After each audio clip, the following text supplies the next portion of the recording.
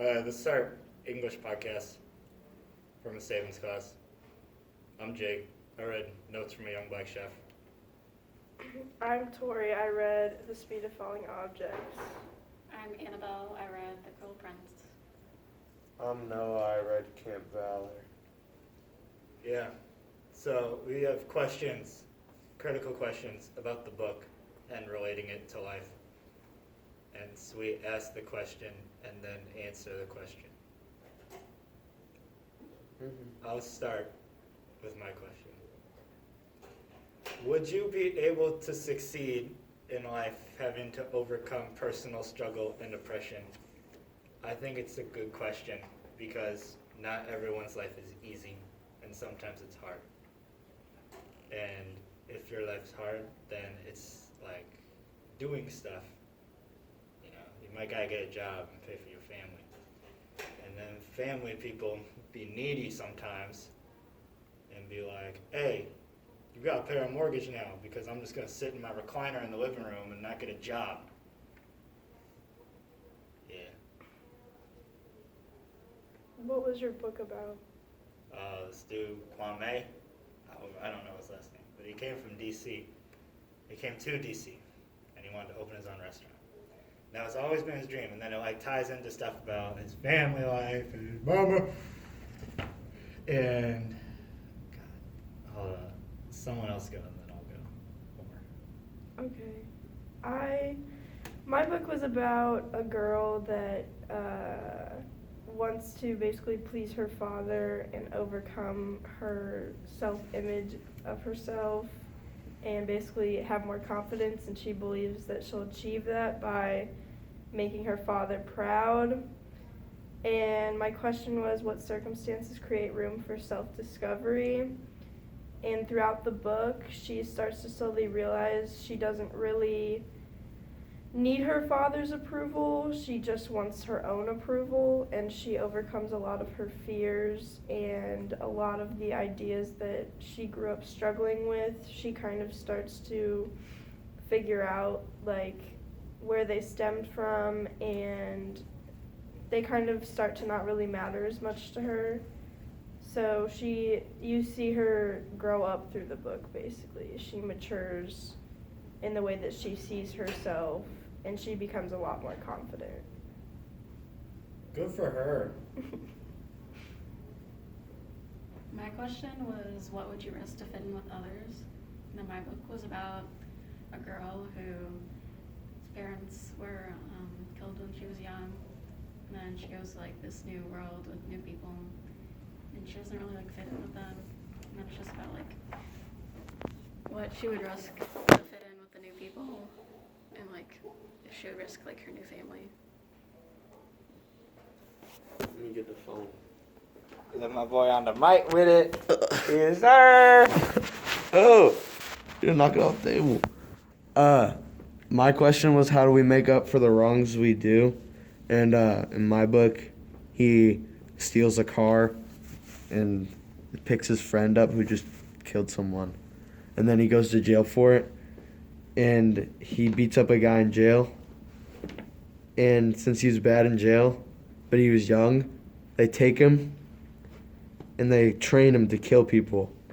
And there's a bunch of other kids there that are making up for the mistakes they've done by becoming murderers. And yeah, that's all. Now what? Like, how else do we talk about our books? How can you relate to your question in real life? I don't know. Well, think. Like, making up for something bad you did, like if you hurt someone's feelings. Yeah. Like if you pick on your friend a lot in fourth hour. Yeah, and you have to make up for it by buying him food. by getting him something to eat. Or like taking him bowling. Yeah, and then have him pay like $1 to bowl. You remember that? That was good. Alright. Anybody else want to relate to their question? I guess I could relate to mine. I feel like through high school, you make a lot of mistakes, and it kind of makes you realize who you are and who you want to be. And so that the high school environment kind of creates that space for self-discovery, and everyone kind of grows up, and a lot of people change a lot. So, Good looks. Do you have anything more to add, or are you Um, speaking your spoken? Yeah, I guess kind of like in the real world, like trying to like fit in and with other people, and then like risking that stuff for that. yeah. Oh yeah. We about to drop this. Drop the potty. How many minutes have we been going? 5. How many do we need to go for? 10. What? We can keep talking. We got like. My phone has 11 minutes of storage. Then you got a minute left. Okay. I feel like a running theme throughout our books is kind of like, I don't know, like changing the perception of how you view yourself and how you view others. Yeah, and Yep. struggle, because it's not always easy being a huge person. I don't know, man. This 10 minutes is too many minutes. I feel like it's not always easy to change the image of other people, Yeah. because once you kind of have a set idea about somebody, it's kind of hard to change sometimes. Right, like someone does something, like OJ. Yeah. Ain't no one remember OJ play football. They just be like, "Eek, ah." He done it. But Or you maybe- could also relate that to yourself, I feel like. Because, like, with your self-image, sometimes it's really hard to change the way that you think about yourself.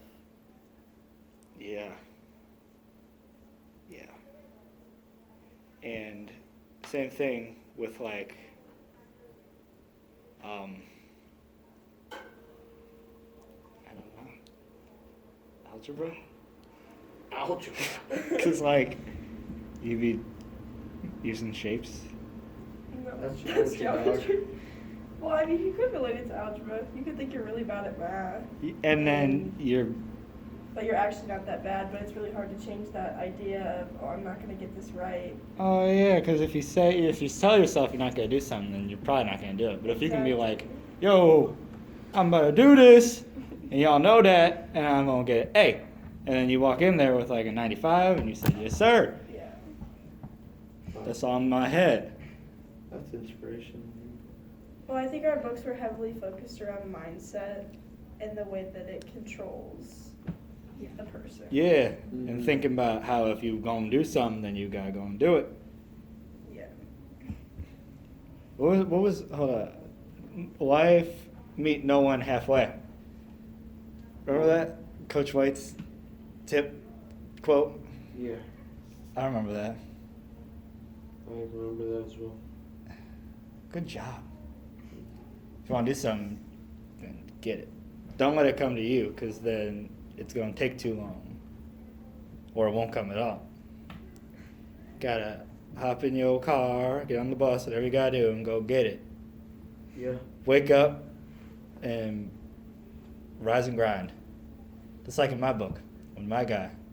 Like, he was the opening scene, he was catering a dinner. Wait, no, that's a bad example. But he was catering, and he felt at home, because there was like a mix of black and white people, and he was like, I've made it. If there was, yeah, he was like, he was doing good. Wow. What a happy soul. Well, yeah. His name's Kwame. My guy's very happy at his military training camp. Because he So capping likes fools? killing people?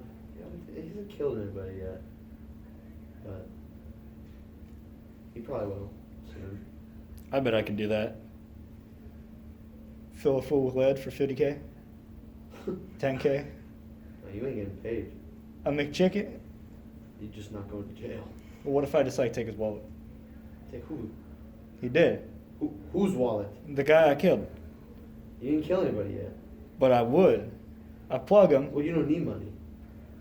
They give you everything.